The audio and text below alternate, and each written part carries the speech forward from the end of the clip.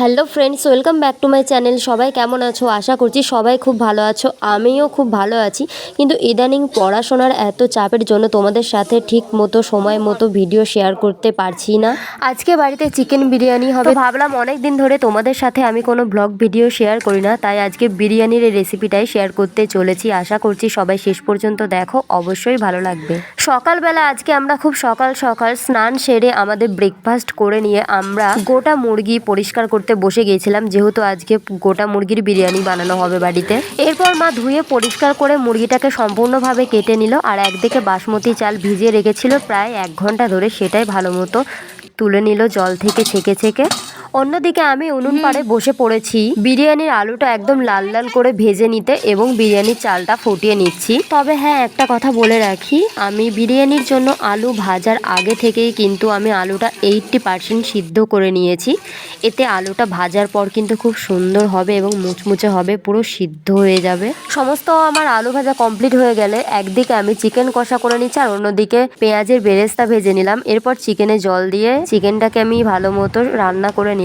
এরপর সমস্ত রান্না বান্না আমাদের কমপ্লিট হয়ে যাওয়ার পর মা এখানে আমাকে আতর জল, গোলাপ জল, কেওড়া জল সমস্ত কিছু এখানে এই বাটিটার মধ্যে ঢেলে দিল, আর আমি এবার বিরিয়ানিটা সাজাবো। আমাদের বাড়িতে যখনই বিরিয়ানি হয়, বিরিয়ানিটা আমি সাজাতে ভালোবাসি, আর মাও আমাকে নিজের হাতেই সম্পূর্ণ ছেড়ে দেয় যে তুই এটা তৈরি কর। আমি গামলায় বিরিয়ানিটা সাজিয়ে নেওয়ার সবার প্রথমেই কিন্তু ঘি দিয়ে ভালোভাবে নিচটা মাখিয়ে নিয়েছি। এরপর আমি আস্তে আস্তে ভাত, বেরেস্তা, আলু ভাজা এবং মাংস আর মিশ্রণ করে রাখা সমস্ত পানীয় ঢেলে দিয়েছি, এবং আদা রস আরও অনেক কিছু যা যা দেওয়ার প্রয়োজন, বিরিয়ানি মশলা সব কিছুই দিয়ে রেখেছি। এরপর আমি আধা ঘন্টা মতো দম দিয়ে নিয়েছি। তো গাইজ, এই স্যালাড দিয়ে মাখিয়ে খেতে দারুণ লাগে কিন্তু। চিকেন বিরিয়ানি, আলু, এই যে চিকেন, আর তার সঙ্গে আছে এই যে পান্তুয়া আছে, আর আছে স্যালাড। সবাই নিয়ে নিয়েছে এই যে স্যালাড, গাজর, শসা, পেঁয়াজ। তো সবাই খাও, খাওয়া দাওয়া করে বলো কেমন হয়েছে। আমি একটু খাই।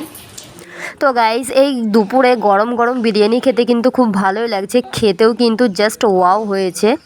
অনেক দিন পর আজকের এই ব্লগ ভিডিওটা তোমাদের কেমন লাগলো অবশ্যই কিন্তু কমেন্টসে জানিও, আর তোমরাও কি ঠিক এইভাবেই এই প্রসেসেই বিরিয়ানি বানাও অবশ্যই কিন্তু জানিও কমেন্টসে। সবাই চটপট দুপুরের খাবার সেরে নাও, আমরাও ততক্ষণে খেতে থাকি। দেখা হবে তোমাদের সাথে আবার নেক্সট কোনো ভিডিও নিয়ে। সবাই খুব ভালো থেকো এবং সুস্থ থেকো, আর আজকের মতো ভিডিওটা আমি এইখানেই শেষ করছি। Good bye.